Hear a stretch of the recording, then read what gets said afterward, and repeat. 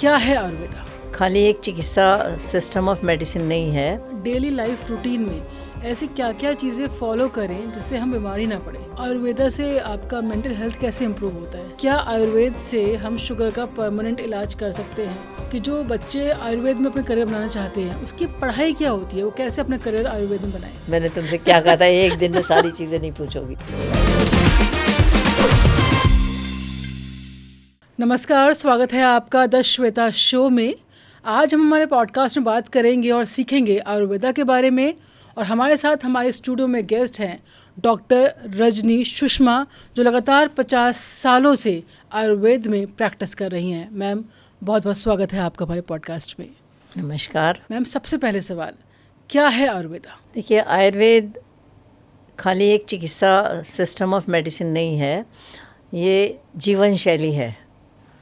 आयुर्वेद का मीनिंग ये है आयुष वेदा इति आयुर्वेदा, जिसमें आयु के विषय में सारी चीज़ें बताई गई हों, वो आयुर्वेद है। और इसका जनक कैसे हुआ, मतलब कैसे आयुर्वेद का जनक हुआ? आयुर्वेद को शाश्वत कहा गया है। आदिकाल से ही, जब से सृष्टि की उत्पत्ति हुई है, तभी से आयुर्वेद की भी उत्पत्ति हुई है। ये ब्रह्मा जी के स्मरण मात्र से आयुर्वेद पृथ्वी पे आया। उसका पूरा डिटेल अलग है कि दक्ष प्रजापति के पास, फिर वहाँ से इंद्र और अश्वनी कुमारों से फिर ऋषि मुनियों के पास गया। ये पूरा क्रम है एक इसका। पृथ्वी पे जब लोग रहने लग गए तो उनको बीमारियां भी होने लगी, इसीलिए आयुर्वेद का उसी के साथ साथ सृष्टि के साथ ही उत्पत्ति बताई गई है। और आयुर्वेद को फॉलो कैसे करना चाहिए मैम? आयुर्वेद को फॉलो करने के लिए जो हमारी 3 मेन चीज़ें हैं। पहले तो हम अपने स्वास्थ्य को, जो आयुर्वेद का मेन उद्देश्य है, वो है स्वस्थ व्यक्ति के स्वास्थ्य की रक्षा करना। और जो अगर बीमार भी हो जाए तो उसको हम कैसे ठीक करें। स्वस्थ से स्वास्थ्य रक्षणम आतुरस्य विकार प्रशमनम चाहिए, ये मेन आयुर्वेद का उद्देश्य है। पहले स्वास्थ्य कहते किसे हैं, कैसे हम मेंटेन करेंगे उसको, उसके लिए कि हमारे शरीर के अंदर जो 3 दोष हैं, वात पित्त और कफ, अग्नियाँ हैं हमारी, जो हमारे पूरे पाचन सिस्टम को, पूरी बॉडी को रेगुलेट करती हैं, वो कैसे रेगुलेटर हैं। तो उसके लिए समदोषा समाग्निश्य सम धातु मलह क्रिया, जो हमारे बॉडी की फिजियोलॉजिकल मैकेनिज़्म है, वो कैसे ठीक से चलती रहे, उसको मेंटेन करना। दिस इज़ फिज़िकल हेल्थ कहते हैं इसको, जिसमें हमारा ये शरीर की जितनी भी सिस्टम है ये ठीक रहे। और दूसरा इसके साथ साथ बहुत ज़रूरी है मानसिक स्वास्थ्य। प्रसन्नात्मेन्द्रिया मना स्वस्थेति अभिधीयते, मीन्स कंप्लीट डेफिनेशन इज समदोषा समाग्निश्य समधातु मलह क्रिया प्रसन्नात्मेन्द्रिया मना स्वस्थिति अभिधीयते, मीन्स जिसके मन, आत्मा और इंद्रिय प्रसन्न हो, उसी को आप स्वस्थ व्यक्ति कह सकते हैं। आपने देखा होगा ना, कई बार जैसे आप फिजिकली फिट हैं, बिल्कुल सारे टेस्ट कराते हैं, लेकिन ना भूख लगती है ठीक से, ना नींद आती है, ना और सारी चीज़ें ठीक रहती हैं। इसका मेन रीज़न क्या है कि आपकी जो बॉडी सिस्टम है वो तो ठीक है, लेकिन स्ट्रेस लेवल इतना बढ़ा हुआ है, आपकी मानसिक स्थिति इतनी वैसी है कि आप स्वस्थ होते हुए भी स्वस्थ नहीं हैं। इसीलिए, क्योंकि पूरी बॉडी हमारी ब्रेन से गवर्न होती है, मस्तिष्क से ही गवर्न सारे फंक्शन होते हैं। तो आयुर्वेदा से आपका मेंटल हेल्थ कैसे इम्प्रूव होता है? स्वास्थ्य को मेंटेन करने के लिए 3 चीज़ें मेन बताई गई हैं। एक तो जिसे हम त्रिउप स्तंभ कहते हैं, आहार, निद्रा और ब्रह्मचर्य। इनमें डाइट और ब्रह्मचर्य मीन्स बिहेवियर, हमारा अपने प्रति बिहेवियर कैसा है, दूसरों के प्रति कैसा है। अपने प्रति से मतलब हमारी अपनी पर्सनल जो हमारा रूटीन है वो ठीक है या नहीं। अगर वो ठीक होगा तभी हमारी हेल्थ ठीक रहेगी। और वो अकॉर्डिंग टू दिनचर्या भी अकॉर्डिंग टू ऋतु, सीज़न वाइज कैसे हम रख सकते हैं, कितने बजे उठते हैं, कितने बजे सोते हैं, क्या खाते हैं, कितने बजे अपने, ये भी सारी चीज़ें सिस्टम हमारी अपनी जो टेम्परामेंट है, प्रकृति है, उसके अकॉर्डिंग होना चाहिए। जैसे वातज प्रकृति का व्यक्ति है कोई, उसको बहुत ज़्यादा लघु लाइट चीज़ें नहीं खानी चाहिए, क्योंकि ऑलरेडी वायु लघु होती है, रूक्ष ड्राइनेस होती है उसके अंदर। अगर लघु रूक्ष आहार वो खाएगा तो उसकी वायु और ज़्यादा बढ़ जाएगी, तो वो बीमार पड़ेगा। इसी तरीके से पित्तज प्रकृति वाला व्यक्ति जो है, वो अगर बहुत तीक्ष्ण, उष्ण, स्पाइसी खाना खाएगा तो उसका पित्त बढ़ेगा, गैस्ट्रिक प्रॉब्लम्स ज़्यादा हो जाएंगी उसको। ऐसे ही कफ वाला जो है, वो अगर गुरु स्निग्ध, बहुत चिकना, फैटी, इस तरीके की चीज़ें खाएगा तो वो कफ को और बढ़ाएगा। तो उसका शरीर जल्दी बीमार पड़ेगा। तो अकॉर्डिंग टू प्रकृति और उसी तरीके से दिनचर्या सीजन्स के हिसाब से, सर्दियों का मौसम है अगर, तो उसमें आपने देखा होगा अदरक का प्रयोग करते हैं, सुबह सुबह उठ के अदरक डालते हैं चाय में, तो कफ का शमन करती है अदरक। और इसी अदरक को अगर सुखा के, शुंठी जिसको बोलते हैं सौंठ, वो वात का शमन करती है। ये डिफरेंस है अदरक में और सौंठ में। एक ही प्रोडक्ट है, तो अपनी प्रकृति के अकॉर्डिंग आहार का सेवन करना चाहिए। सनराइज़ के साथ उठना चाहिए। दिनचर्या ब्रह्म मुहूर्त में उठने के लिए कहा गया है, लेकिन आजकल ब्रह्म मुहूर्त में कोई उठता नहीं है, लेकिन बिफोर सनराइज़ आप उठ जाइए। सन 6 बजे निकलता है, तो 6 बजे भी सन के साथ साथ उठो और उसके साथ साथ ही आप दिन ख़त्म करो अपना, तब हेल्थ मेंटेन रहती है। अच्छा, कौन सा व्यक्ति किस प्रवृत्ति का या प्रकृति का है, वो कैसे पता चलता है? देखिए, प्रकृति एक अलग विश्लेषण है पूरा। वात प्रकृति के व्यक्ति के लक्षण अलग होते हैं, पित्त के अलग होते हैं और कफ के अलग होते हैं। कई में कंबाइंड होते हैं वात और सिंगल प्रकृति कम ही होती है। ज़्यादातर द्विंदज प्रकृति मिलती है, वातज पित्तज होगी या पित्तज कफज होगी या कफज वातज होगी। तो हर एक के एक लिमिटेड वो दिए गए हैं। जैसे वात प्रकृति का व्यक्ति है तो वो लीन एंड थिन होगा, बहुत ज़्यादा टॉकेटिव होगा, एक जगह रुक के बैठ नहीं सकता। अभी 2 बात कर रहा है फिर खड़ा हो जाएगा या कुछ गाने लग जाएगा, अभी कुछ सोच रहा है फिर कुछ और सोचने लग जाएगा।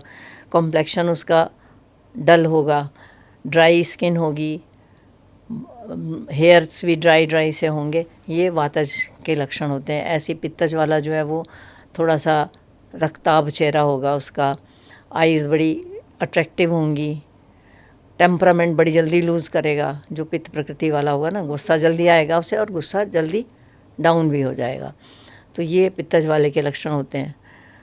और कफज वाला जो है वो थोड़ा हैवी होगा, बॉडी उसकी स्थिरता होगी, स्टेबिलिटी होगी उसके अंदर, उसकी विल पावर स्ट्रॉन्ग होगी, दूरगामी होगा, दूर का सोचने वाला होगा, कम बोलने वाला होगा। ये कुछ पॉइंट्स हैं जिन्हें आप देख के आइडेंटिफाई कर सकते हो कि किस प्रकृति का है।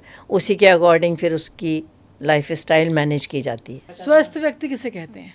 दोष, अग्नि और धातुएं बैलेंस्ड हों, साम्यावस्था में हों और मन, आत्मा, इंद्रिय ये सब प्रसन्न हो, वो स्वस्थ व्यक्ति कहलाता है। लाइफस्टाइल में आयुर्वेदा कितना इम्पोर्टेंट है या कैसे आपका लाइफस्टाइल इम्प्रूव हो सकता है?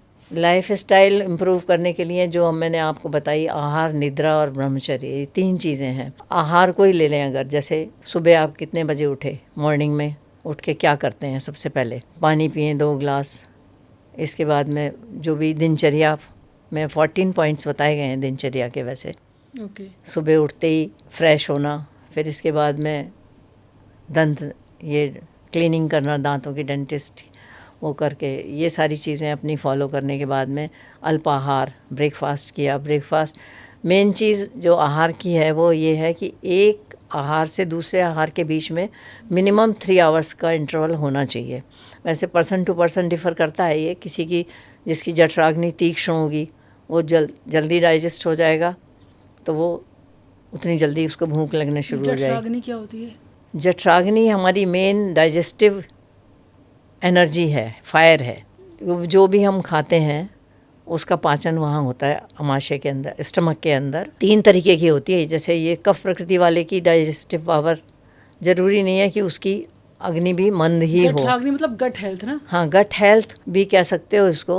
उससे हेल्थ मेंटेन होती है जठराग्नि से पूरा।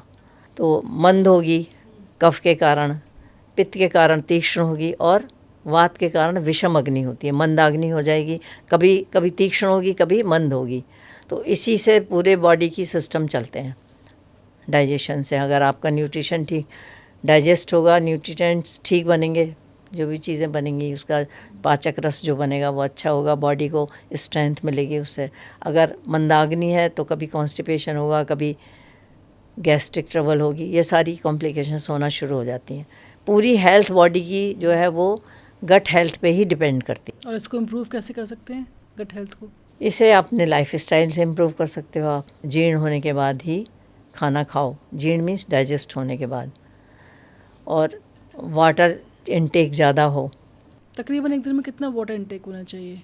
मिनिमम 3 लीटर तो आपको मिनिमम दिन में इनटेक लेना ही चाहिए। डाइजेशन में पानी की बहुत ज़्यादा इम्पॉर्टेंस है और पानी ही अकेला एक तरीके से औषधि भी बताया गया है। और रात को खाना खाने का सही समय क्या होता है? कहते हैं सूर्य ढलने के बाद खाना नहीं खाना चाहिए। सूर्य ढलने के बाद खाना खाने का इतना ज़्यादा वो नहीं है। वो तो पहले होता था ना कि ये लाइट्स वगैरह नहीं थी, सूर्यास्त हो गया, अंधेरा हो गया, कोई जीव कीड़ा मकोड़ा ना चला जाए, इस तरीके से। अदरवाइज़ मेन चीज़ ये है कि आपका गैप 3 और 4 आवर्स का मिनिमम गैप होना चाहिए 2 मील्स के बीच में। जब पहला किया हुआ खाना पच जाए तब आप दूसरा खाना, अपने आप बॉडी में डिमांड करती है, आपको भूख लगने लग जाती है। और अगर आप अभी जैसे खाया, सारी प्रॉब्लम कब होती है, अजीर्ण कब होता है, इंडाइजेशन कब होता है, हमारी गट हेल्थ कब ख़राब होती है। जैसे आप घर से निकले ब्रेकफास्ट करके और ऑफिस में आए, आते ही आपको किसी ने ऑफ़र कर दिया कि मैम चाय लीजिए, समोसा लीजिए। आप ये अच्छा खासा खा के आए हो और फिर तुमने वो खा लिया, तो जो प्रीवियस आपने खाया था वो डाइजेस्ट नहीं हुआ और उसके ऊपर से और खा लिया, तो वो अधपका अंदर वाला पूरी तरह से पच नहीं पाया, आपने उसमें और डाल दिया, तो वो एक टॉक्सिसिटी पैदा हो जाती है, उसमें टॉक्सिन बनना शुरू हो जाते हैं। फिर थोड़ी देर बाद कोई और आया, उसको आपने टी ऑफ़र की, उसके साथ भी चाय पी ली या कुछ। हम लोग करते भी रहते हैं हाँ, ऑफिस में तो स्पेशली। तो सारा जो सिस्टम है गट का वो इसी से ख़राब होता है। अध्यशन कहते हैं इसको आयुर्वेद में। थोड़ा कुछ खाया, उसके ऊपर से फिर कुछ खा लिया, फिर कुछ खा लिया। जैसे आपने चावल बनने रखे, आधे पके चावल के बाद थोड़े से फिर तो और चावल उसमें डाल दोगे तो आधे कच्चे रह जाएंगे, आधे पके रह जाएंगे। सेम सिस्टम हमारे इंटेस्टाइन में, वो जो स्टमक है उसमें जो सिस्टम है डाइजेशन का वो चलता है। इससे जठराग्नि से उसको हीट जो मिलती है, उससे डाइजेस्ट प्रोसेस चल रही है, आपने वो प्रोसेस के बीच में ही दूसरा फूड ऐड कर दिया, टॉक्सिन्स पैदा हो जाते हैं, उसी से फिर गैस बनना शुरू हो जाती है, एसिडिटी हो जाती है, किसी को लूज़ मोशन लग जाते हैं, किसी को डायरिया, वॉमिटिंग, जितने भी कॉम्प्लिकेशन है वो अध्यशन के कारण ही होते हैं, हमारे जो आहार का गैप मेंटेन ना करने के कारण होते हैं। अच्छा मैम, इन शॉर्ट कि हम डेली लाइफ रूटीन में ऐसी क्या क्या चीज़ें फॉलो करें जिससे हम बीमारी ना पड़े? सबसे पहले तो यही है कि 2 मील्स के बीच में आप गैप रखिए। कितने घंटे का? ये जीर्ण काल कहते हैं इसको, जब एक खाना पच जाए तब दूसरा, ये एवरेज होता है 3 और 4 आवर्स का मैक्सिमम। ओके। खाना जो है वो अपनी टेम्परामेंट के अकॉर्डिंग लीजिए।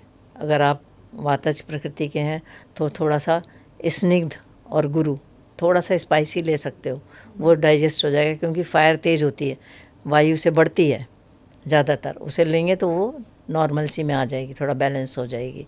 अच्छा, हम आयुर्वेदा और आपका नेचुरोपैथी में क्या डिफरेंस है? कोई ख़ास ज़्यादा डिफरेंस नहीं है। देखो हमारी बॉडी जो है 5 एलिमेंट्स की बनी हुई होती है, आकाश, वायु, अग्नि, जल और पृथ्वी, ये सीक्वेंस है। आकाश मीन्स स्पेस, और उसी के अकॉर्डिंग हमारे बॉडी में स्टेशंस बने हुए हैं। इनका अलग अलग एक एक स्पेसिफिक गुण होता है। जैसे आकाश का गुण है शब्द, साउंड, हम सुनते हैं उसे हियरिंग है, और उसका हमारे अंदर रिसेप्टर कौन है बॉडी में? ईयर्स, कान से ही सुनाई देता है ना, आँख से सुनाई नहीं दे सकता। तो आकाश का कान हो गया, सो हियरिंग जिससे हम साउंड सुनते हैं, शब्द इसका गुण हो गया। वायु का है स्पर्श, टच, ये ऑल ओवर हमारी स्किन जो है ये टच का काम करती है। कहीं से हवा चल रही है, आपको कैसे पता लगेगी ठंडी है, गर्म है, या कोई और चीज़ देखेंगे तो ये इससे हमें इससे पता लग जाता है। ये जो 5 एलिमेंट्स हैं, इन्हीं की प्रॉपर्टीज़ के अकॉर्डिंग नेचर में भी यही है। नेचर में वायु तो है ही वायु, वात जो है, और अग्नि को रिप्रेजेंट कौन करता है नेचर में? सन। हीट सारी उसी से आती है, एनर्जी हमारी जितनी भी। तुमने कभी ये चीज़ देखी कि सनराइज़ के साथ ही सारी नेचर क्यों उठ जाती है और सन सेट के साथ सो जाती है? उसका रीज़न क्या है? सन इज़ सोर्स ऑफ एनर्जी है। जैसे ही वो आता है सब में लाइवलीनेस आ जाती है, पक्षी भी जग जाते हैं, नेचर भी सारी जग जाती है, और उसके ख़त्म होते ही फिर सब साइलेंट होना शुरू हो जाते हैं। तो सोर्स ऑफ एनर्जी नेचर में सन, बॉडी के अंदर जठराग्नि, ओके, जिससे डाइजेशन हमारा होता है।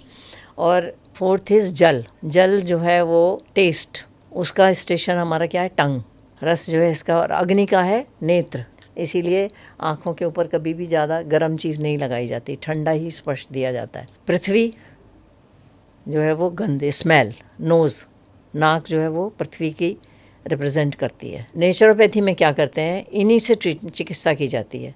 आयुर्वेद में हर्ब से, उसकी टेम्परामेंट वाली हर्ब से चिकित्सा की जाती है, और नेचुरोपैथी में जैसे मड का लेप कर दिया, जल की पट्टी बांध दी भिगो के, पानी के अंदर लिटा दिया, ये सारी नेचुरल प्रोसेस से चिकित्सा करते हैं। या प्राणायाम कराते हैं एयर्स अंदर सक करने के लिए। ये डिफरेंस है मेन इसमें। नेचुरोपैथी आयुर्वेद का ही एक पार्ट है। और पंचकर्मा? ये सिस्टम ऑफ मेडिसिन जो हमारे आयुर्वेद में बताई गई है, एक शोधन चिकित्सा होती है और एक शमन चिकित्सा होती है। शोधन चिकित्सा जो है वो बॉडी से जो हमारे कॉम्प्लिकेशंस हुए हैं या टॉक्सिन्स हैं उनको बाहर निकालना इस शोधन चिकित्सा, एंड दिस इज़ पंचकर्म। और मेडिसिन से जो ट्रीटमेंट करते हैं, जैसे हमारे आपको इन्फ्लेमेशन हो गई कहीं तो उसके ऊपर आपने लेप लगा दिया या कुछ और कर दिया, तो वो शमन चिकित्सा, टैबलेट दे दी, खिला दी, एंटी इन्फ्लेमेटरी दे दिया, या फीवर हो गया तो ऐसी कोई दवाई पिलाई जिससे बुखार उतर गया, शमन चिकित्सा वो होती है। तो पंचकर्मा इज़ शोधन चिकित्सा, प्योरिफिकेशन ऑफ द बॉडी। कौन कौन सी ऐसी बड़ी बीमारियां हैं जिनका इलाज आयुर्वेदा में है? मतलब क्या कैंसर का इलाज आयुर्वेदा में है? डिजीज़ हैं, सबका ट्रीटमेंट आयुर्वेद में है। बस फ़र्क इतना है, जैसे आजकल इतना कंटेमिनेशन, एडल्ट्रेशन, ये सारी चीज़ें हो गई हैं, पॉल्यूशन इतना ज़्यादा है बहुत सारे अंदर, कि हमारा लाइफस्टाइल इतना डिस्टर्ब हो गया है कि हम उस चीज़ पे को फॉलो नहीं कर पाते। इसलिए कुछ ऐसी बीमारियां जैसे कैंसर ही है, प्योरली आयुर्वेद से अगर आप अपना लाइफस्टाइल ठीक से रखें, जो फ्री रेडिकल्स बनते हैं बॉडी के अंदर, एंटीबॉडीज़ नहीं वो हो पाती, उसको अगर मेंटेन कर पाएँ अपने लाइफस्टाइल से, तो कैंसर का भी इलाज हो जाएगा। ट्रीटमेंट के, चिकित्सा के साथ साथ, औषधि चिकित्सा के साथ साथ लाइफस्टाइल का ठीक होना बहुत ज़रूरी है। तो मैम आपके पास जो पेशेंट्स आते हैं सबसे ज़्यादा, वो कौन सी बीमारी है जो लेकर आते हैं? मेनली देखो, डाइजेस्टिव सिस्टम से रिलेटेड या सर्कुलेटरी सिस्टम से रिलेटेड या नर्वस सिस्टम से रिलेटेड, मतलब वात, पित्त और कफ, इन्हीं के दूषित होने से, जितने भी इम्बैलेंस होने से बीमारियां होती हैं। जैसे गट की जितनी भी प्रॉब्लम है वो भी इन्हीं के इम्बैलेंस से होंगी। वात के ख़ास तौर से गैस्ट्रिक ट्रबल के पेशेंट्स कितने ज़्यादा हो गए। हर तीसरा आदमी कहेगा मुझे गैस बन रही है। और इंडाइजेशन का सिंपल अगर ट्रीटमेंट, कुछ भी ट्रीटमेंट ना लो तो सिंपल वाटर है। अजीर्णे भैषजम वारी, वारी मीन्स जल। अजीर्ण में इंडाइजेशन अगर हो जाता है तो आप कुछ भी मत लीजिए ट्रीटमेंट, उपवास करिए और जल पीजिए। ठंडा पानी नहीं पीना लेकिन। ओके।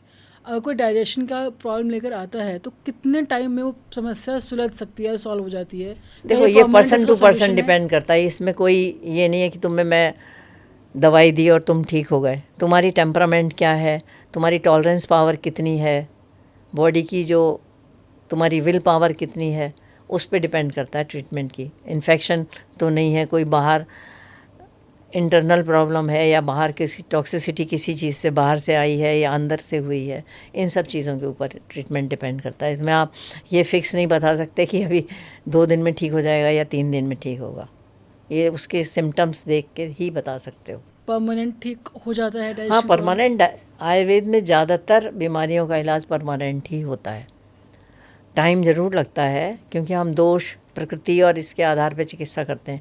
कौन सा दोष है इसका, प्रकृति क्या है इसकी, फिर जो औषधि दी जा रही है उसकी प्रकृति क्या है, आहार इसके साथ में पथ्य की बहुत इम्पोर्टेंस होती है। खाने में आप कौन सी चीज़ खा रहे हैं, किस बीमारी में क्या चीज़ नहीं खानी है, किस में क्या खाना है, ये सारी चीज़ें बहुत डिपेंड करती हैं। मान लो किसी को डायबिटिक है, कोई पेशेंट कफ बढ़ाने वाली चीज़ें खा रहा है या मीठा खाए चला जा रहा है, तुम दवाई दे रहे हो तो ठीक ही नहीं होगा। लाइफस्टाइल ठीक नहीं करेगा, सुबह उठेगा नहीं। आयुर्वेद में डायबिटीज़ के लिए होता है शतयोजन चलना। तो शतयोजन तो कोई चलता नहीं आजकल, लेकिन वॉक बहुत ज़रूरी है, बॉडी की एक्टिविटी बहुत ज़रूरी है। अगर आप चलेंगे नहीं, बॉडी को एक्टिवेट नहीं करेंगे तो वो और ज़्यादा बेकार हो जाएगी। अच्छा मैम, एक प्रॉब्लम है कि जैसे एज बढ़ती है, डायबिटीज़ की और हाई बीपी की दवाइयाँ तकरीबन हर कोई इंसान लेने शुरू कर देता है, और ये भी कहते हैं कि शुगर का कोई परमानेंट इलाज नहीं है, आपको लेते ही रहना है। तो क्या आयुर्वेद से हम शुगर का परमानेंट इलाज कर सकते हैं? देखिए, आज की डेट में किसी का भी परमानेंट इलाज करना बड़ा मुश्किल है, ख़ास तौर से शुगर का, क्योंकि कोई भी पेशेंट आपके इंस्ट्रक्शंस पे नहीं चलेगा, और इंस्ट्रक्शंस फॉलो करना बहुत ज़रूरी है। मैंने बताया ना, लाइफ स्टाइल डिसऑर्डर्स हैं ये सारे, बीपी की बीमारी है या शुगर है, ये सब लाइफ स्टाइल डिसऑर्डर्स हैं। अगर आप अपना लाइफ स्टाइल मेंटेन कर सकते हैं, जैसे सुबह बहुत अर्ली नहीं तो 6 बजे तो उठ गए, 6 बजे उठने के बाद अगर आप फ्रेश हो जाते हैं टाइमली से, फ्रेश अगर वैसे नहीं होते तो पानी पियो, एक्सरसाइज करो, थोड़ी सी व्यायाम प्राणायाम, ये सारी चीज़ें करके फिर अपनी टेम्परामेंट के अकॉर्डिंग कुछ लिक्विड डाइट ले ली, कुछ थोड़ा सा सूप ले लिया, फिर इंटरवल लेके अपना पूरी हाइजीनिक कंडीशंस ठीक रखेंगे आप, तब तो आपकी शुगर अपने आप ही मेंटेन हो जाएगी। तो अगर आप सारे रूल्स फॉलो, सारे रिस्ट्रिक्शन फॉलो करते हैं तो शुगर कुछ उसमें वेजिटेबल्स हैं ऐसी, जैसे डायबिटीज़ वाले को हम खाने के लिए खीरा बता दिया, करेला है, खीरा है, ये चीज़ें ज़्यादा, जामुन के बीज बहुत कॉमन जामुन, है। यस तो जितनी भी स्ट्रिंजेंट चीज़ें हैं, जैसे जामुन है, तुमने कषाय रस वाली और कड़वी जितनी भी चीज़ें हैं वो डायबिटीज़ में फ़ायदा करती हैं, क्योंकि डायबिटीज़ क्या है, मधुमेह, स्वीटनेस से आने वाला रोग है, तो इसका अपोजिट क्या हुआ, कड़वा और कषाय रस। ओके, और high BP, high blood pressure, mental stress. Mental stress में आयुर्वेदा कैसे रोल प्ले करता है? मेंटल स्ट्रेस को रोकने के लिए सबसे पहली चीज़ तो प्राणायाम है। प्राणायाम करो, भ्रामरी करो, सॉल्टी चीज़ें मत खाओ, रुद्राक्ष की माला पहनो। रुद्राक्ष की माला पहनने से बीपी कंट्रोल में रहता है? बीपी कंट्रोल रुद्राक्ष पहनने से भी, और रुद्राक्ष को घिस के उसका चूर्ण लेने से। औषधियाँ हैं इसमें, मेन चीज़ तो आपको मेंटल स्ट्रेस अवॉइड करना है, क्योंकि स्ट्रेस से ही ब्लड प्रेशर होता है, और ये स्पाइसी फूड, कफज, पित्तज आहार विहार ज़्यादा, पित्त के बढ़ने से ही ब्लड प्रेशर बढ़ता है बॉडी के अंदर, क्योंकि ब्लड की और पित्त की टेम्परामेंट एक सी होती है। तो अगर पित्तज आहार विहार ज़्यादा लेंगे तो ब्लड में ब्लड प्रेशर बढ़ेगा ही बढ़ेगा। अच्छा मैम, स्ट्रेस क्या है? देखो, बड़ी सिंपल सी बात है, स्ट्रेस जो है ना, वो हमारी विल के अगेंस्ट अगर कोई काम होता है तो उससे हमें स्ट्रेस डेवलप होता है। जैसे हम कुछ खाना चाह रहे हैं, वो हमें नहीं मिलता, तो इनडायरेक्ट स्ट्रेस हमारे डेवलप हो जाता है। या जो बच्चा है छोटा, वो खेलने जाना चाह रहा है, तुम उसको बार बार ऑब्स्ट्रक्ट कर रहे हो कि नहीं जाना, तो वो रोएगा, बैठेगा, और वो उसके दिमाग में स्ट्रेस पैदा होना शुरू हो जाएगा। ऐसे ही बड़े लोगों के दिमाग में भी स्ट्रेस डेवलप हो जाता है, जो चीज़ वो चाहते हैं वो ना हो पाए, जैसी जॉब जिस स्टैंडर्ड की चाह रहे हैं वैसा जॉब ना मिले, उनके चॉइस का वर्क फील्ड ना हो, तो वो स्ट्रेस डेवलप होता चला जाता है, और धीरे धीरे वो हमारे शरीर की जो सिस्टम्स हैं उनको, हमारे सिक्रीशंस को, बॉडी के, उन सबको इफ़ेक्ट करता जाता है, और हमें फ़िज़िकल प्रॉब्लम्स होनी शुरू हो जाती है मेंटल के साथ साथ। मेंटल में मैडनेस नहीं आएगी, लेकिन हमारी बॉडी उससे इफ़ेक्ट होती चली जाती है। तो हमारे जो विल के अगेंस्ट होता है, दैट इज़ स्ट्रेस। और इसको कम करने के लिए कोई एक प्रैक्टिस जो हम नॉर्मली कर सके? स्ट्रेस लेवल को कम करने के लिए, मेंटल स्ट्रेस को कम करने के लिए, जो तुम्हारी लाइकिंग की चीज़ें हैं वैसा एनवायरनमेंट हो, वर्क फील्ड तुम्हारे अकॉर्डिंग हो, जो सराउंडिंग्स में लोग हैं वो तुम्हारी लाइकिंग के हों, तो स्ट्रेस लेवल ऑटोमेटिकली कम हो जाता है। अच्छा, हम चलते चलते लास्ट सवाल, कि जो बच्चे आयुर्वेद में अपना करियर बनाना चाहते हैं उसकी पढ़ाई क्या होती है, वो कैसे अपना करियर आयुर्वेद में बनाएं? आयुर्वेद के लिए सब्जेक्ट में तो साइंस तो ज़रूरी है ही, फिजिक्स केमिस्ट्री बायोलॉजी के साथ साथ संस्कृत होना बहुत ज़रूरी है, संस्कृत सब्जेक्ट का, क्योंकि जो बेसिक ग्रंथ हैं हमारे, बुक्स हैं, वो सारी की सारी अब तो ट्रांसलेट हो गई हैं और चीज़ों में भी, लेकिन जो हमारी सूत्र रूप में दिए हुए श्लोक्स वो संस्कृत में ही हैं। वो उनका अर्थ जब तक वो नहीं समझेंगे, संस्कृत नहीं आएगी तो उनकी समझ में वो नहीं आएगा, तो इसलिए संस्कृत का आना ज़रूरी है। और कोई मिनिमम क्वालिफिकेशन? Minimum qualification 10+2। 10+2 के बाद फिर क्या करना चाहिए? 10+2 के बाद नेट का एग्ज़ाम होता है, तो कंबाइंड एग्ज़ामिनेशन है, MBBS का, BAMS का, सारा वो टेस्ट क्लियर करके अकॉर्डिंग टू मेरिट कॉलेजेस मिल जाते हैं, उसके हिसाब से एडमिशन होते हैं। Thank you so much ma'am, हमारे साथ आप आएँ और इतनी अच्छी यूज़फुल बातें की। होपफुली हम जल्दी फिर से एक पॉडकास्ट कर रहे हैं, और बहुत और भी चीज़ें हैं जिनके बारे में डिस्कस रह गया है, तो हम नेक्स्ट एपिसोड में ज़रूर उन्हें कवर करेंगे। Thank you so much. Thank you. Thank you.